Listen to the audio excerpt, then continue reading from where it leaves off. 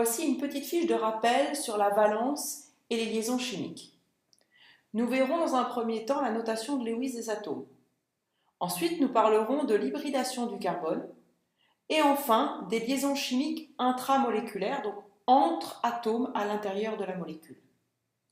Je vous rappelle que les molécules sont des associations d'atomes entre eux et que les liens entre les atomes constituent les liaisons intramoléculaires. Pour comprendre ce qui se passe entre ces atomes, on a besoin de la notion de valence. Qu'est-ce que la valence? Eh bien, c'est le nombre d'électrons utilisés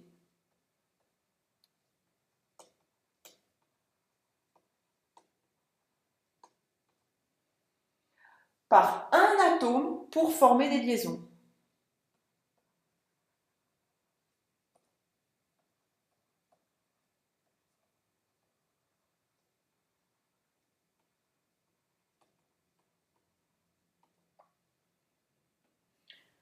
On trouve sa valeur dans le tableau périodique. Un atome utilise obligatoirement tous ses électrons célibataires et il se peut même également qu'il utilise ses paires s'il en possède, donc c'est doublé. Tous les éléments ont donc au moins une valence qui est égale à leur nombre d'électrons célibataires. La notation de Lewis des atomes. Elle représente, la représentation de Lewis d'un atome met en évidence la couche électronique externe. Donc c'est une représentation de la couche électronique externe de l'atome.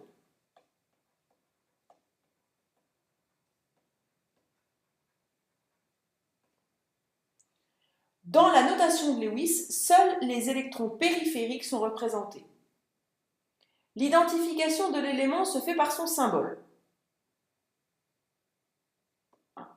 Je voulais surligner. Par son symbole. Les électrons célibataires sont représentés par un point et les paires d'électrons sont représentées par un trait. Alors, petite méthode. On écrit le symbole de l'élément chimique. Donc là, je vais faire un exemple avec l'hydrogène. J'écris le symbole de l'élément chimique. On détermine le nombre d'électrons de valence. Donc ici, je vois que j'ai un proton, donc un électron dans l'hydrogène. Sa structure électronique est donc 1s1. Et je place ensuite au pôle un électron symbolisé par un point. Voilà. Essayons maintenant avec le carbone. J'ai donc 6 électrons en tout. 2 électrons sur la première couche. Et sur la deuxième couche, 2 électrons sur la première orbitale et 2 électrons sur la deuxième. J'ai donc 4 électrons en tout sur ma couche périphérique. J'écris le symbole du carbone. 1, 2, 3, 4. Je place les électrons au pôle. Avec l'azote maintenant, j'ai donc 7 électrons en tout. 1, S2, donc 2 électrons sur la première couche. 2 électrons sur l'orbitale S de la deuxième couche. Et 3 électrons sur l'orbitale P. Donc au total, 5 électrons sur ma couche périphérique. Symbole de l'azote. 1, 2, 3, 4, 5. Je me retrouve maintenant avec 2 électrons côte à côte. Eh bien, je vais donc les symboliser par un trait. 8 électrons en tout pour l'oxygène. 1s2, 2s2, 2p4. 6 électrons sur ma couche périphérique. Oxygène. 1, 2, 3, 4, 5, 6. Donc voici la notation de Lewis de l'oxygène. Et enfin, le phosphore qui a 15 électrons. 1s2, 2s2, 2p6, donc la deuxième couche est complète. Troisième couche, 3s2, et il m'en reste 3 à placer sur la troisième couche. Donc j'ai bien 5 électrons sur ma troisième couche, symbole du phosphore. 1, 2, 3, 4, 5, trait.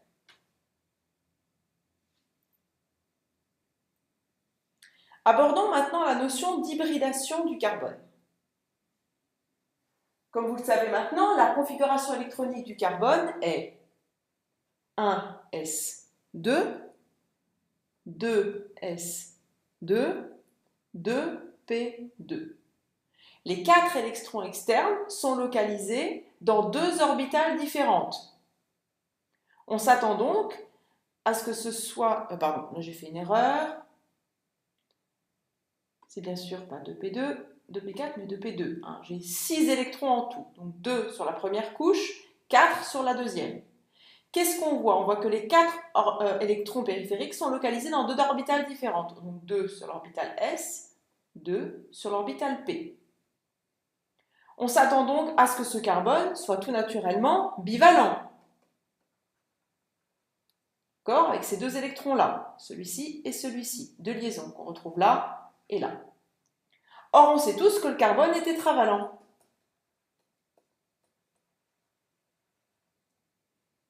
C'est en fait la réorganisation des orbitales atomiques qui permet d'expliquer la tétravalence du carbone. On va parler d'hybridation. C'est une activation, donc le passage d'un électron d'une orbitale S à une orbitale P, ici, qui permet à l'atome de carbone d'avoir en fait 4 électrons célibataires externes, comme ceci. Donc, par hybridation, c'est-à-dire par mélange des orbitales atomiques différentes, on obtient 4 orbitales hybrides sp3, de même niveau d'énergie et de même forme, orientées selon 4 axes, dirigés vers les sommets d'un tétraèdre régulier, et nous verrons que cela forme un angle de 109 degrés. Regardons ce que ça donne. Ici, j'ai donc bien 2s2, 2p2, et je me retrouve avec 4 orbitales sp3, et ici, mon tétraèdre avec mes angles de 109 degrés.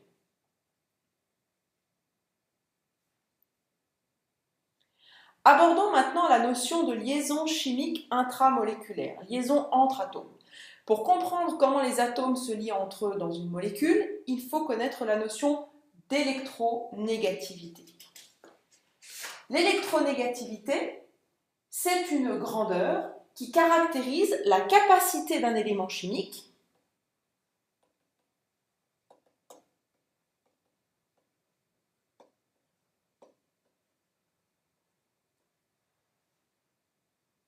à attirer un électron lors de la formation d'une liaison.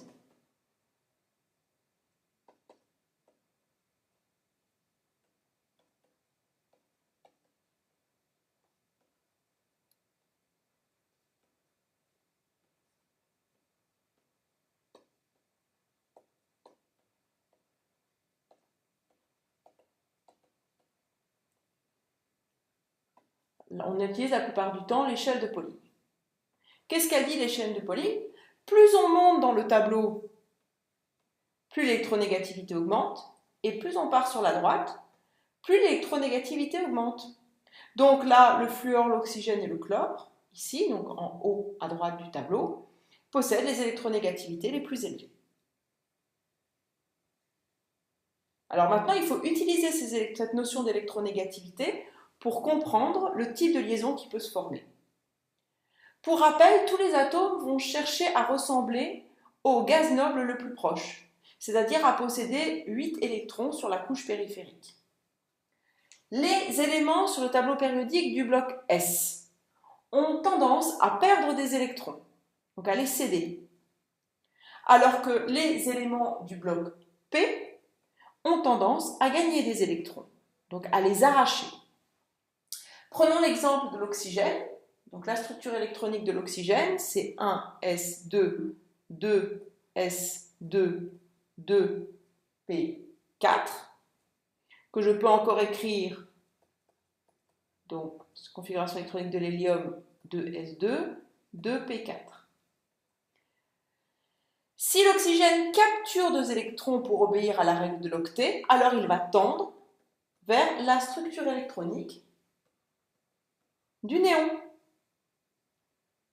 Oxygène plus 2 électrons donne O2-, qui est un anion. Quelles sont les conditions de formation des liaisons ioniques? Eh bien, pour que cette liaison ionique se forme, la différence d'électronégativité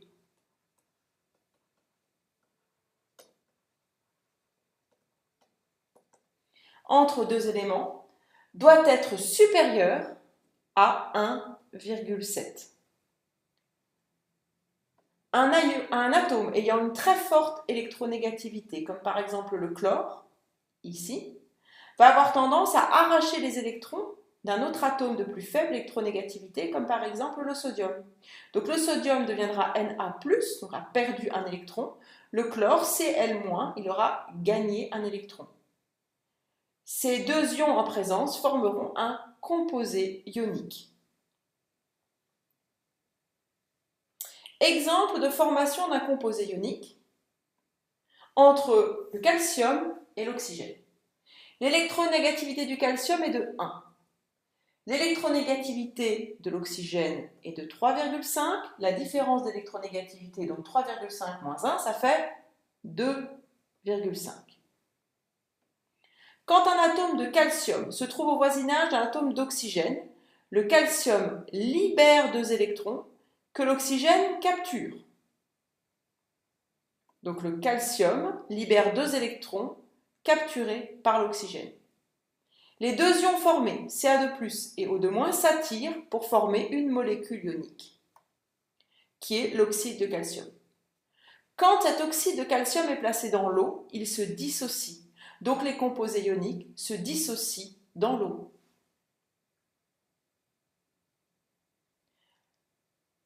Un autre type de liaison peut se former entre atomes, c'est la liaison covalente. Quelles sont les conditions pour qu'une liaison covalente se forme?